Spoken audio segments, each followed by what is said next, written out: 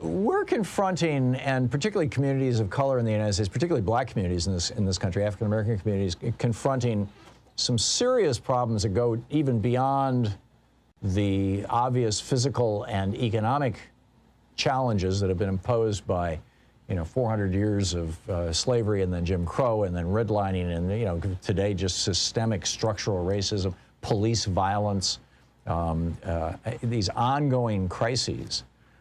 And Dr. Joi Lewis is working to do something about that. Dr. Lewis is the CEO and founder of the Healing Justice Foundation, a national nonprofit founded in Minneapolis that provides community resources to address inequalities and offers urgent healing and support to African Americans and black people. Also the author of Healing, the Act of Radical Self-Care. JOIUnlimited.com is Dr. Lewis's website. Dr. Joi Lewis, welcome to the program. Tell us about your program.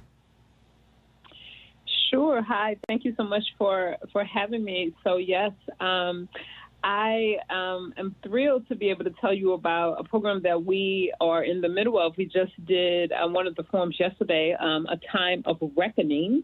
And for the time of reckoning, we have been looking at the criminal justice system and it's collateral consequences, particularly its collateral consequences on the black family. And so, it's one thing to sort of look at, yes, there are black bodies that have been murdered all across this country, and we're looking at the criminal justice system, but then we say, what are the things, the collateral consequences that actually affect black families? So looking at housing, looking at schools, looking at the things that keep the black family for actually flourishing. So we have been in the process for over the last year. We've had 4 forums, and we have a policy forum that's coming up on June 23rd. That's remarkable stuff.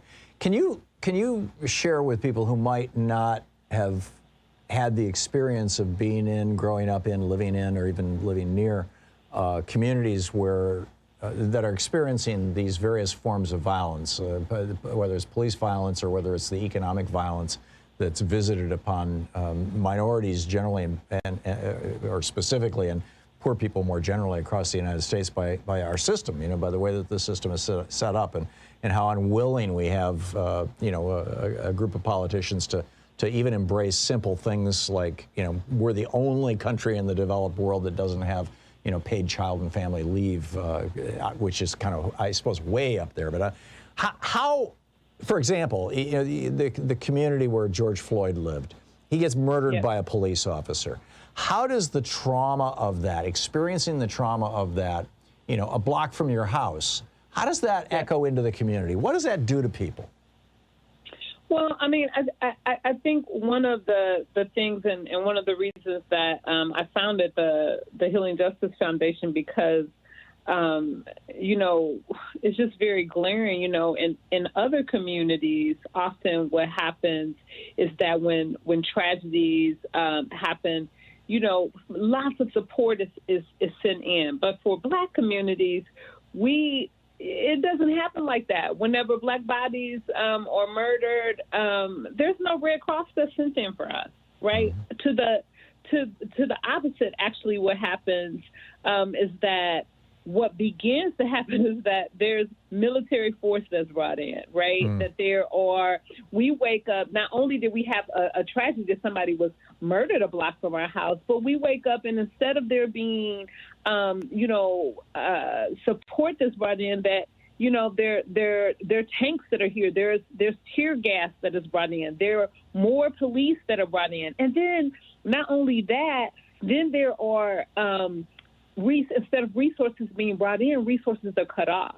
So, right after the murder of George Floyd, I mean, it was terrible. Like, grocery stores shut down, transportation shut down. So people could not get to, drugstores to get their medicine. I'm talking about, elders were at risk, children were at risk, could not get food.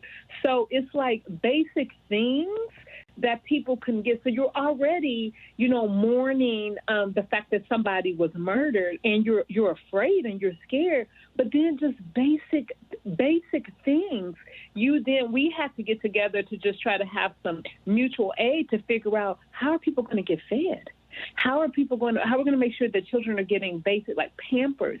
How are we going to make sure that elders are getting their medicine? I mean, these are basic things. So again, instead of resources being brought in, the exact opposite is taking place. So that's terrible. I agree. We're talking with Dr. Joi Lewis, the CEO and founder of the Healing Justice Foundation, and also the author of Healing, the Act of Radical Self-Care.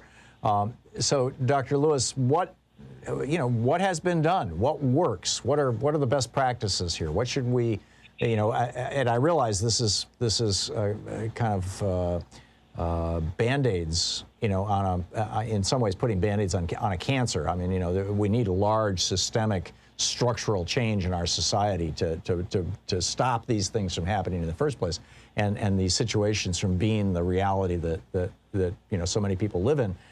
But over the short term, the stuff that you're doing, what are the best practices there? What works?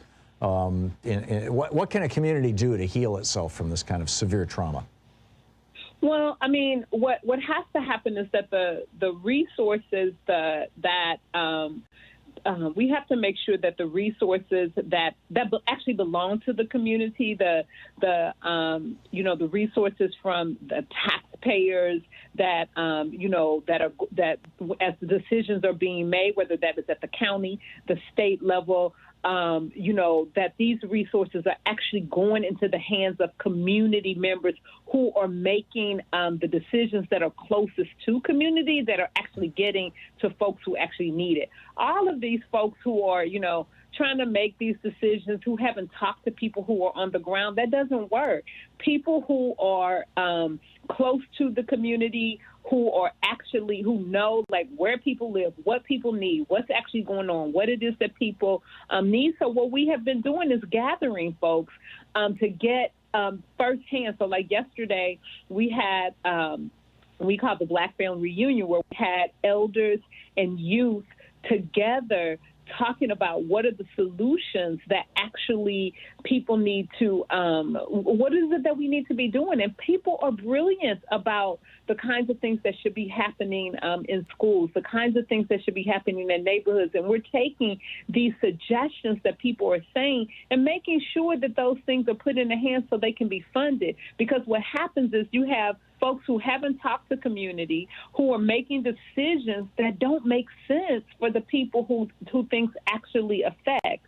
And so, the kind of mutual aid things where folks really quickly or saying, oh, okay, these folks on this block need X, Y, and Z. And we organize together to make sure that people get those things firsthand. Those are the things that actually work, and not having people to fill out, 20 forms before they can actually get things that they actually need. Yeah. So communities caring for themselves, creating community organizations like yours has done, the Healing Justice Foundation. Right, and actually making sure that people are getting the resources and back to be able to get those resources and have them to be put in their hands. And I think that the other thing is that when folks think about healing and folks healing from trauma, they think, oh, this is going to be. I'm sorry, do I need to? Yeah, stop? we need to wrap it up, okay. Dr. Lewis. Okay. But okay. You can finish your thought real quick. Just saying that, it's not going to be a quick fix, but people know what it is that needs to happen and to talk directly to the community. Is there a website for the Healing Justice Foundation? Yes, it's healingjusticefoundation.org. Great.